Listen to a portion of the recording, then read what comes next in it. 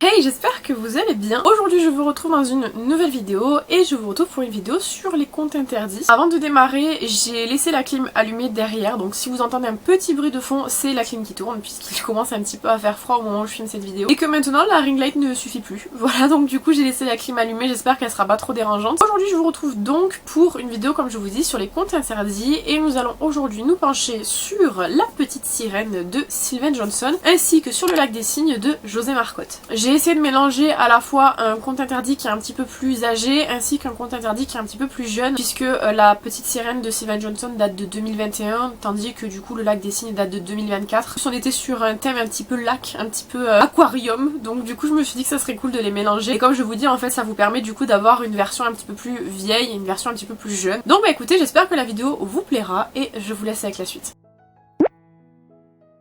On va donc commencer avec celui que j'ai en physique qui est La Petite Sirène de Sylvain Johnson comme ceci. Je crois que celui-ci c'est Marine qui me l'avait offert donc c'est pour ça que je l'ai en physique. C'est celui aux éditions Contredire, donc c'est celui en fait qui est disponible en France. Je vais pas le garder à côté comme d'habitude, je vais juste voilà le poser juste pour vous montrer un petit peu ce que ça donne en termes de couverture. On est toujours sur une couverture qui est absolument incroyable. Les couvertures des contes interdits de toute façon font partie de mes couvertures préférées, elles sont toujours très recherchées et j'aime beaucoup. J'ai comme toujours ma petite fiche technique et je vais m'en servir du coup pour vous donner un petit peu les indications sur La Petite Sirène. Comme je vous ai dit, c'est un conte interdit qui est sorti en 2021, donc il est dans les plus âgé en termes de contes interdits, c'est le 9e sur 39 présentement qui sont actuellement sortis. J'ai aucune idée de pourquoi Booknode a mis le tarot du coup dans la sélection des livres des contes interdits. Je crois vraiment, je maintiens que pour moi le tarot maléfique ou je ne sais pas quoi, c'est vraiment pour le coup un tarot, c'est pas du tout un livre. Je sais pas pourquoi ils l'ont mis en livre, donc peut-être je me trompe. Au plus je fais des recherches, au plus c'est un tarot, donc je comprends pas. Mais du coup pour moi il y a 39 contes interdits qui sont sortis actuellement. Peut-être je me trompe, mais en tout cas pour moi il y en a 39. Actuellement, pour vous donner un petit peu une petite idée, j'ai lu 26 des 39 contes interdits, donc il m'en manque que très peu à lire. Je suis en train de lire Krampus actuellement, donc du coup ça va un petit peu avancer, je suis très contente. Et j'ai pour espoir de les avoir tous terminés d'ici fin 2025. Je vais rattraper mon retard durant l'année 2025 pour pouvoir arriver en fait finalement à juste pouvoir vous parler en fait des nouveaux contes interdits qui sortent. Évidemment comme c'est quand même un ancien conte interdit, il est disponible aux éditions Ada mais également aux éditions Contredire. Ada étant la maison d'édition québécoise et Contredire étant la maison d'édition française. Au niveau des pages, on est sur 264 pages, qui est quand même assez conséquent pour un conte interdit. En général, on est aussi aux alentours des 200 pages, donc celui-ci est un petit peu plus gros que la moyenne, mais ça reste quelque chose qui se lit vraiment très facilement. Pour les trigger warnings, évidemment, comme toujours, je n'ai pas envie de me faire censurer par le robot, donc je vous les affiche à l'écran. Version censurée, évidemment, puisque si jamais je les censure pas, je vais aussi me faire péter ma vidéo. Donc du coup, je vous les affiche à l'écran, il y en a quand même vraiment pas mal, mais on tourne quand même sur des trucs qui sont assez violents. Et en termes de notes, je lui ai attribué un 4 sur 5, ce qui est quand même très bien. Petit instant promo, si jamais vous n'avez pas vu, j'ai fait un classement des comptes interdits que je vous mets dans le petit i qui est mon classement personnel des comptes interdits. Il s'est arrêté à avant La Petite Sirène du coup puisque entre temps j'en ai lu je crois 6-7 donc du coup ça a un petit peu bougé depuis. Mais cette vidéo date de cet été donc elle est quand même assez jeune. J'ai juste quelques livres en plus maintenant à mon actif mais globalement vous pourrez avoir mon classement du coup dans cette vidéo aussi. Donc j'ai noté quand même pas mal de points positifs pour celui-ci. Bon déjà je vais commencer avec un petit peu une digression on va dire. J'ai lu beaucoup de livres de Sylvain Johnson. J'ai lu beaucoup de contes interdits de Sylvain Johnson du coup. J'ai également lu Noël Sanglant. J'ai du mal avec l'écriture de Sylvain Johnson en général. J'ai rien contre la personne encore une fois, mais c'est vrai qu'en termes d'écriture, personnellement j'ai du mal à accrocher. Je trouve que souvent c'est pas quelque chose qui moi en tout cas me tient dans le temps. Ça me déconcentre très facilement, il y a beaucoup de détails etc. Et c'est pas propre à Sylvain Johnson hein, puisque j'ai exactement le même problème avec Stephen King donc c'est quand même pour vous dire. Tant celui-ci je l'ai beaucoup aimé par rapport aux autres que j'ai pu lire. C'est notamment je crois le conte interdit de Sylvain Johnson qui prend la meilleure note chez moi. Encore une fois les notes c'est très personnel, moi c'est cette note là que je lui attribue par rapport à ce que j'ai ressenti dans ma lecture, mais ça veut pas dire que c'est un mauvais écrivain si par exemple je lui mets une note qui est inférieure. Sachez que là c'est juste pour vous donner un petit peu une ordre d'idée. Les classements c'est également pour moi pour savoir un petit peu où je me situe, parce que si je vous présente juste un truc et que je vous donne pas spécialement de notes, ça vous parlera pas trop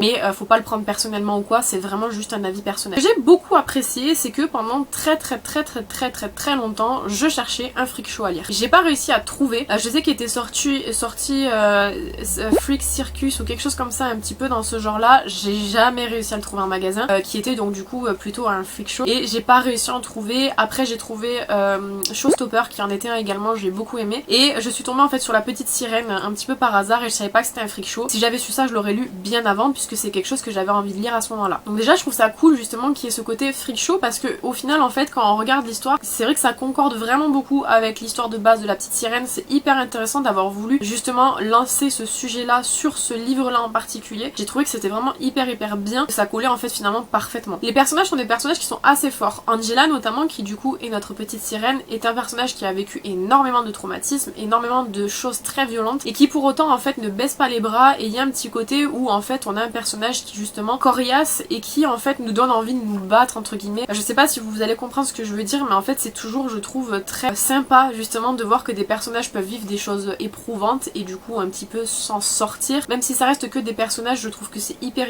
encourageant, un peu, je sais pas vraiment comment exprimer ce que je veux exprimer parce que c'est très compliqué à exprimer, j'avais du rouge à lèvres sur les dents, mais ce que je veux dire par là c'est que du coup quand on a des personnages forts avec des histoires fortes, souvent c'est encourageant quand on a des difficultés dans notre vie, etc. Même si ça reste quelque chose de fictif, je trouve que c'est toujours agréable à lire. Et dans la globalité, l'ambiance du livre, j'ai trouvé qu'elle était très bien. Certes, vous avez quelques longueurs qui est selon moi du coup le point négatif. Il y a quelques longueurs dans le livre, effectivement, il y a des passages où franchement il passe pas grand chose, mais je pense que c'est nécessaire en fait dans certaines histoires justement d'avoir des passages un petit peu à blanc, tant que c'est pas trop répétitif, trop redondant, ça peut être intéressant pour pouvoir un petit peu combler, parce qu'on peut pas avoir que de l'intensité dans un livre, c'est pas possible pour notre petit cœur déjà, mais c'est surtout que par rapport à l'écriture c'est plus agréable quand c'est condensé sur certains endroits, mais il faut pas que du coup les passages en longueur prennent le dessus sur les passages condensés, et justement j'ai trouvé que c'était pas le cas dans ce livre-ci. En fait c'était vraiment hyper bien rythmé, hyper bien cadré, et pour le coup ce livre là moi j'ai trouvé qu'il était bien. Comme je vous dis, c'est mon livre préféré de Sylvain Johnson pour le moment, parce que c'est celui en fait pour lequel j'ai eu le plus attachement envers les personnages, pour lequel j'ai eu le plus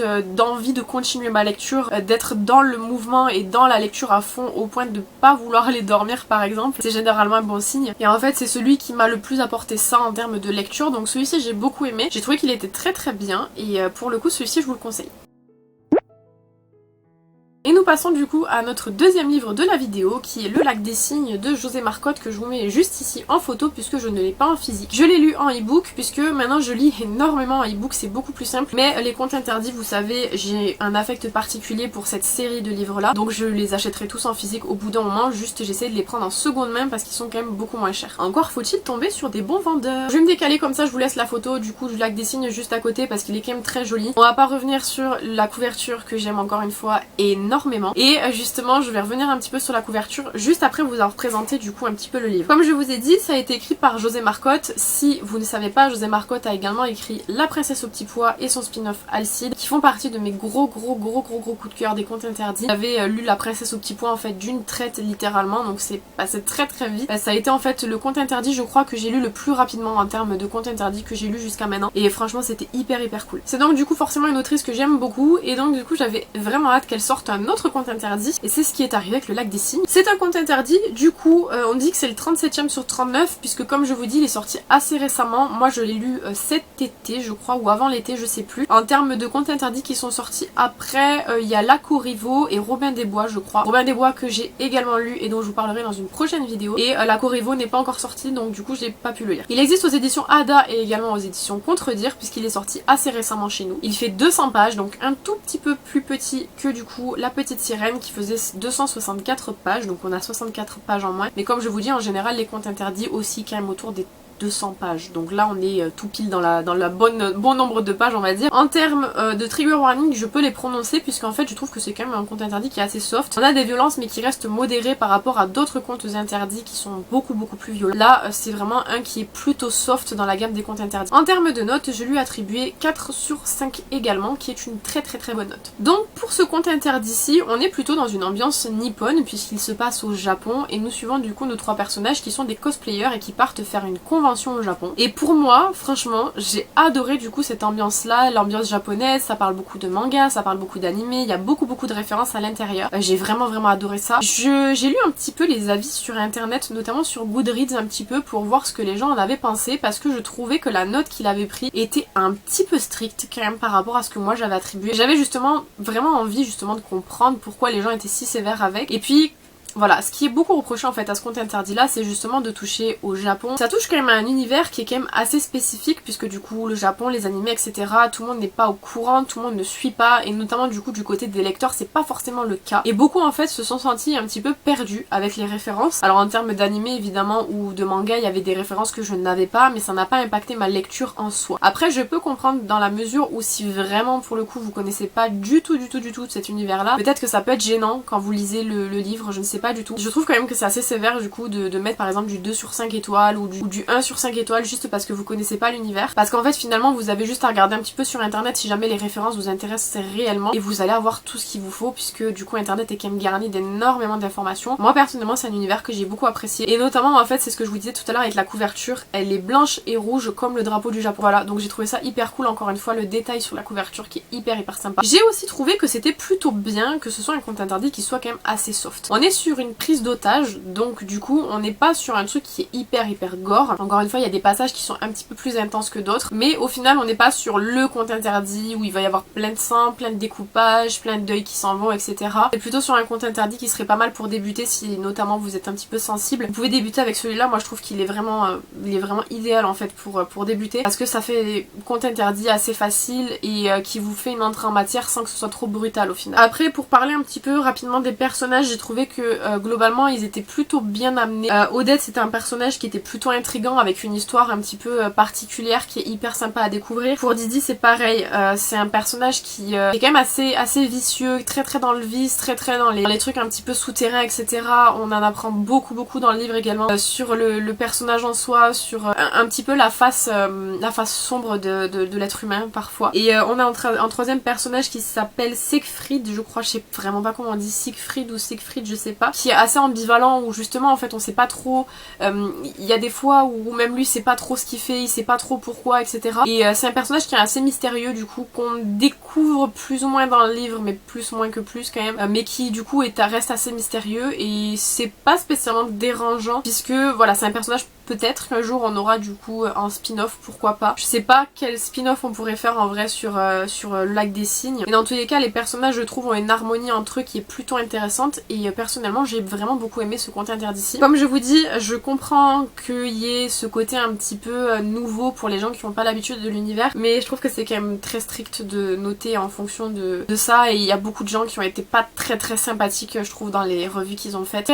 Moi-même je sais que des fois je fais des revues un peu crues, un petit peu à vif, etc. Mais ouais, j'ai trouvé que c'était pas très juste les commentaires qui étaient faits, et je suis pas spécialement d'accord avec. Mais les gens ont le droit de penser ce qu'ils veulent, c'est juste, voilà, c'est leur avis. Juste j'ai trouvé que c'était un petit peu nul du coup de mal noter un livre juste parce que vous connaissez pas l'univers de base. Si ça vous donne pas envie de vous renseigner, c'est que c'est peut-être pas un univers qui est fait pour vous, mais du coup le problème c'est pas spécialement le livre. Et voilà qui conclut du coup cette petite vidéo des comptes interdits. Franchement j'aime trop vous faire ce genre de vidéo, vous le savez, je vous le dis à chaque fois, c'est vraiment quelque chose que j'apprécie beaucoup faire, parce que ça vous permet d'avoir un retour rapide du coup sur les comptes interdits, mais sans vous spoil. Réellement moi mon but quand je vous fais des vidéos sur des livres de toute manière, c'est vraiment de pas vous spoil pour garder en fait vraiment tout le charme du livre. Notamment les contes interdits, ça me tient vraiment à cœur parce que c'est une saga de livres que j'aime énormément, vous le savez. Depuis que j'ai commencé à en lire, de toute façon j'ai jamais arrêté d'en lire, parce que pour moi c'est un univers qui est tellement vaste, tellement riche. Maintenant en plus on a des spin-offs de tous les côtés. On a La Petite Fille aux Allumettes, le premier tome qui est sorti, qui est pas encore sorti en France, mais je crois qu'il est sorti au Canada, donc forcément c'est tellement riche que j'aime vraiment trop, je prends trop de plaisir à faire ça. Et là c'est vrai que j'ai pris un petit peu de retard, comme j'en ai lu pas mal cet été, que je pouvais pas filmer, etc. Je vais essayer de rattraper mon retard pour vous présenter toutes les pépites que j'ai lues, parce que je vous promets qu'il y a vraiment des pépites. Voilà, bah écoutez, j'espère que cette vidéo vous aura plu. N'hésitez pas à me dire ce que vous avez pensé en commentaire, évidemment comme d'habitude. Est-ce que vous avez lu un de ces deux contes là, et si jamais vous avez lu les deux, quel est votre préféré des deux? Est-ce que vous avez un avis qui est semblable au mien, ou alors est-ce que je vous ai donné envie de les lire? Je ne sais pas, dites-moi tout dans les commentaires. N'hésitez pas à vous abonner si c'est pas encore fait. Quant à moi je vous retrouve bientôt dans une prochaine vidéo. En attendant, prenez soin de vous.